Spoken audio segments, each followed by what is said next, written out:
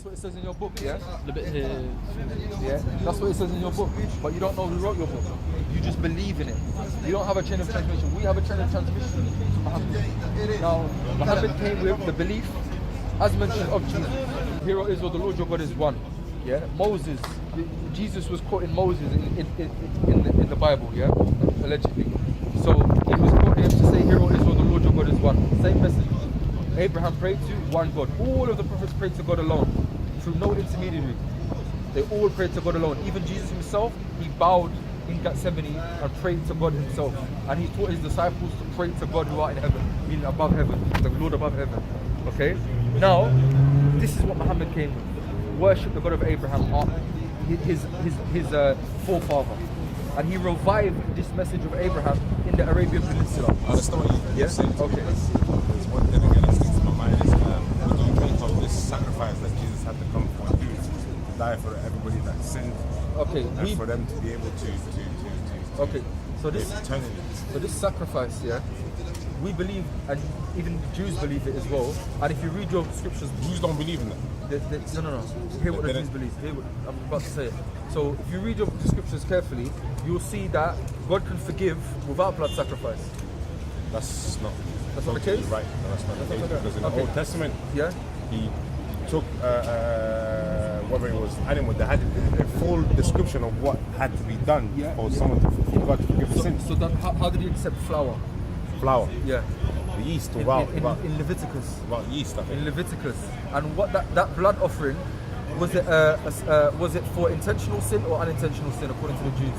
I'm not specific about it. According to the Jews, it was for unintentional sin. Intentional sin was what? Repentance.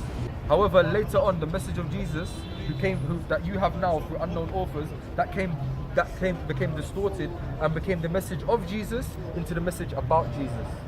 And so they elevated Jesus and made the law forgotten. If you look at James, who was the half-brother of Jesus, he actually said to Paul, this is wrong what you're saying about the law is abandoned. He actually forced Paul to do a sacrifice in the temple, to pay for other people's sacrifice in the temple, to show him that the law is still there. And that there is a way to get to God. It's not just through Jesus' blood on the cross and then there's no such thing as the law anymore. That was Paul's teaching. And James, who was the first bishop of Jerusalem, the first kind of ruler after Jesus, the half-brother of Jesus, he was opposed to Paul in this. And we have followers of James. Who says to you that he was opposed to it? Read Acts and read Galatians. Read Acts and Galatians. If I remember correctly, Galatians, yeah. Read Acts and read Galatians, you'll see that they are opposed to Paul. And they said that, hang on, we've heard about you, Paul, that you're saying that the law is abandoned. I'm paraphrasing, yeah? That you're saying that the law is abandoned. And Paul says, no, I'm not saying this. They said to him, if this is the case, then pay for these two people in the temple for their sacrifices. To show that the law is still in place and that you still get to God through repentance, the same way that it was throughout history. Until Paul came along and said that you must believe in Jesus, died on the cross, and this is the foundation of our belief. Okay? Now all of this, you have no solid belief. Because you don't know who wrote these books. Paul never met Jesus. Paul opposed the actual. What did you say? Paul never met Jesus. Paul never met Jesus. Okay, if you want to say that he had a vision of him, I wouldn't count that as meeting Jesus. Okay, if we're being realistic now, having a vision is not the same as meeting them. We have James, who was the half-brother of Jesus, and we have Paul, who met him, he said that he saw him in a vision on the road to Damascus, and he is God. Yes. What was the given name to him? that he has over all other names in the world. Okay, where does it say that? What does it say that? In the Bible? In the Bible, who wrote it? I don't know, brother. Exactly, so how are you quoting to me something you don't know who Bible, wrote it? though. But the Bible for you is not the Bible for me. Question. Yeah, so what about the Quran? Do you question the Quran? Question the Quran? Yeah. Quran says it's from God. It says it's from Allah. Ar-Rahman allama al-Quran. The most merciful, he taught the Quran. And the maddest thing is what he believes is in line with that book as well. Who wrote the Quran, you said? Allah. Allah wrote the Quran? Yes. And he revealed it, he recited it to the angel Gabriel, and the angel Gabriel recited it to Muhammad, and Prophet Muhammad recited it to his companions, who they recited it onwards and they wrote it down. Pen to ink. They put the pen to ink. So what's the difference between Jesus' disciples writing the Bible? Okay. Did Mark ever meet Jesus? Did Mark ever meet Jesus? Yeah. I'm not too sure. Firstly, Mark never wrote... Mark was a disciple. No, Mark wasn't a disciple. Mark, who was Mark? Mark, they say that Mark accompanied Peter in Rome, but Mark himself never met Jesus. The second thing about that, how do we know that what's called the Gospel of Mark is from actual Mark? I'm not going to give it as a given. Where's your chain of transmission? What's the earliest manuscript from Mark? Plus, I don't know what you're talking You about. don't know these but things. I know one thing. I know one thing. Yeah. I know one thing that says in the Bible that not one letter should be removed from one of these scriptures. That's what I believe. Where was that written? It's in the Bible. Yeah, what book of the Bible? I don't really know for sure, but I can look if you want. Yeah, please look. Okay.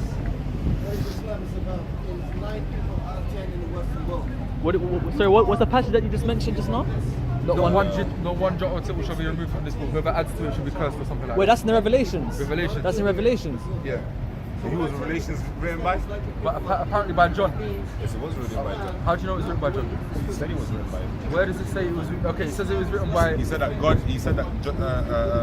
God allowed him to have a book and a pen to be able to write. Yeah, John of Patmos, yeah. Okay, now, how do we know that this book of Revelation goes back to John, the disciple of Jesus? How do you do what? How do we know this? How do we establish that this book of John actually goes back to Jesus? When we know that, for example, John Martin was a Luther, disciple, bro. Hang on, but hang on. John is a disciple, but Yes. how do we know that this book was written by that John? How have you established it? You're confusing me, and you're not confusing me, but you're bringing a lot of things to the table, and I can't seem to be able There's a person called John. confuse me, basically. There's a person called John. There's a person called That's John. my belief, but you're just confusing me in general. Discussion. Yeah, no, that's There's a cool. person called John, yeah? Yes. And let's say he's a good man, trustworthy person, yeah? Now I have a manuscript. Now I say that it was written by him. How do I establish it was written by him? It's faith. You have faith. We have a chain of transmission. So now the question is, would anybody that claims that he's a prophet of God is either one or two things, yeah? Either he's the most righteous person or the most evil person inspired by the devil. He's the most righteous. To claim that God reveals a message to you, either you really are a prophet of God or you are a worker of the devil. Now my question is this, yeah? If we have a chain of transmission going back to Muhammad, yeah, with a book that is preserved better than the Bible, preserved by memory, cover letter for letter from the east So to the west. book was preserved better than the Bible. Yes. Justified. I'll tell you why. Because the Bible is a compilation of manuscripts that are written by unknown authors in unknown locations, and we find them in a cave, we dust them off, and we cross-reference them and check them against other manuscripts. Now, we don't know who wrote them, these manuscripts. Whereas the Quran, we have a chain of transmission. It's not about manuscripts. We could burn all the manuscripts. We have a chain of transmission. So I know you, and I know you're trustworthy, and I know you told me X, Y, and Z. Now when I'm going to take that, I'm going to pass it on, and I said to him X, Y, and Z. And as long as they know... How do you know that he don't say X, Y? Exactly. As long as they know that I'm trustworthy and precise, and as long as they know that you're trustworthy and precise, we can take it back. Now the thing is, I can add something to it, I can make a mistake.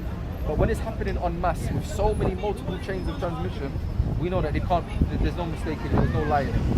Now with the Bible, we don't have the same thing. So the question arises now. Either this man was a prophet of the devil. He has a belief that is in line with the natural belief, in line with the sound intellect, and in line with the previous messages, okay? And his book is preserved better than any other book in history, okay? Or, and this is from the devil, or he was really a prophet of God. And he came from the same source as the one who gave it to Moses, as the one who gave it to Jesus. Now, the question arises, you don't believe he's from God, you must believe he's from the devil. Now, basically what's happened is that you're saying that the devil can reveal a book that is more pure than God's book and more preserved than God's book. That's what you're saying. And a religion. If you don't believe that he's a prophet of God, if you don't believe Muhammad is a prophet of God, he must be a prophet of the devil, because he claims to be a prophet of God. Either he's lying or telling the truth. If he's lying, then he's from the devil, and if he's telling the truth, then he's a prophet of God. If he's lying, but yet his belief is so pure, the belief that's contained in his the sources that he brought, the Quran and his Sunnah. If he's lying, then the devil has brought a religion that is purer than God's book, if you believe in the Bible, and more preserved than God's book.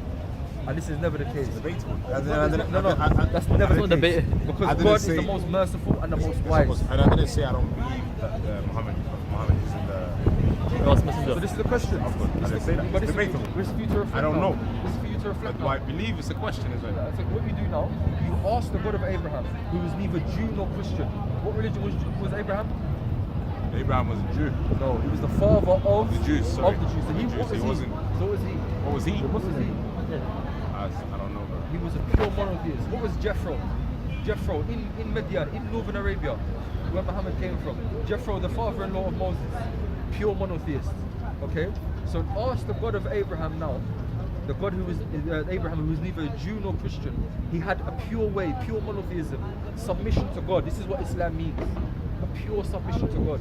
One of the buwat, isn't it? Yeah. So ask him now, the God of Abraham, to guide you to the truth wherever it is, and reflect over this question. Either Muhammad is a prophet of God or a prophet of the devil. But if he's a prophet of the devil has revealed a book better than God. I see. My question now is, you claim to believe in a very pure belief, and you claim to know who the right God is, right? So what do you? It's just a question. Yeah, of no course, offense, of course. brother. No, I mean, no No, offense. of course, don't worry. Don't worry about what you're saying. Don't worry about I that. want to know that where, what's your views on the extremists? We hate them. What do you justify? Did they do? Did you read our thing? No, I didn't. IslamAgainstExtremism.com. I didn't read. IslamAgainstExtremism.com. Look at all our leaflets. Look at all our leaflets. I'll give you one example. This is just a basic. Yeah, you can have this as well. Yeah. For free, yeah? So basically, this is one clear message for you to understand our belief, pure belief of Muhammad, versus what's been seen on Sky News and what these groups like ISIS and Al Qaeda and Boko Haram, what they're doing. Look at this now. Our Prophet Muhammad, peace be upon him, said that the highest of belief is the statement that there is no deity worthy of worship except Allah, and that Muhammad is his final slave and messenger. That's the highest form of belief. The lowest form of belief is to remove something harmful from the road, and to have shyness is a belief in the heart. It's from Iman in the heart. Yeah, okay. So now the lowest form of belief is what? To remove something harmful from the road. Now, what would you say about a person who puts a bomb in the road? Upholds the lowest of belief. It's not the lowest of belief. The lowest of belief is to remove the harm from the road, let alone to put the harm in the road. So this shows you now that the lowest of belief in Islam is mutually exclusive to what the groups like Boko Haram, what Al Qaeda, and what groups like ISIS are doing. They do not represent us in no way, shape, or form. Not representation in no way, shape, No way, shape, or form. They are closer to Marxism and communism than they're closer to Islam, even though they look like us in appearance, with their beards and with their long qamises. Assalamu alaikum. Assalamu alaikum. So what we would say is that our Prophet, peace be upon him, predicted their coming. He told us that they would come. They're for him, yeah? Yeah, this is for you as well, yeah? He told us that they would come. He told us that they would recite the Quran and they would have these outward actions, outward appearances of piety, and they would look religious, but their belief would not, the words would not go into their heart. They will have no belief. Go past the collarbone, innit? Go past their collarbone. Prophet Muhammad commanded the ruler at the time that the ruler that was going to be the ruler in the future, he commanded him to say, when you are the ruler, basically when you are the ruler and when you see them, then fight against them. So you're supposed to fight against. Fight against the groups like ISIS, against Boko Haram, against Al Qaeda. They do not represent us in no way, shape, or form. Even though in appearance we look the same. This white thing that we wear, they wear it.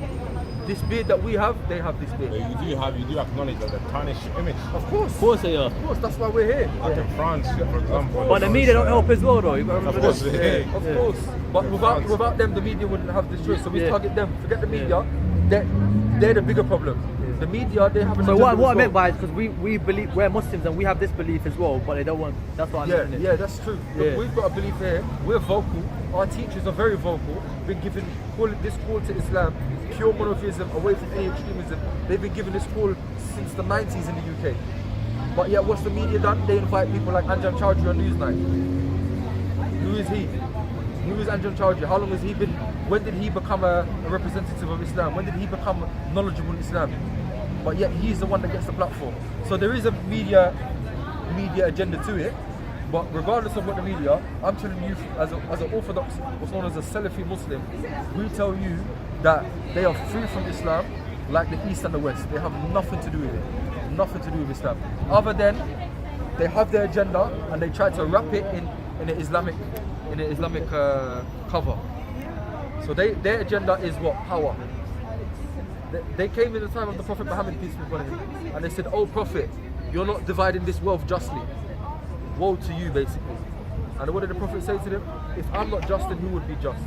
And then when the man went off, Prophet Muhammad said to one of his disciples, from the offspring of this man, meaning from those who would have this man's belief, you would have this group of the Khawarij. But the point is, if you read this book, you'll see that Islam has nothing to do with terrorism. Yes. Yeah? Nice. So don't let them distort the true message of what Muhammad is. This is why this book was authored in exactly to do that. Muhammad, between the Khawarijite terrorist savages and the existentialist nihilist haters.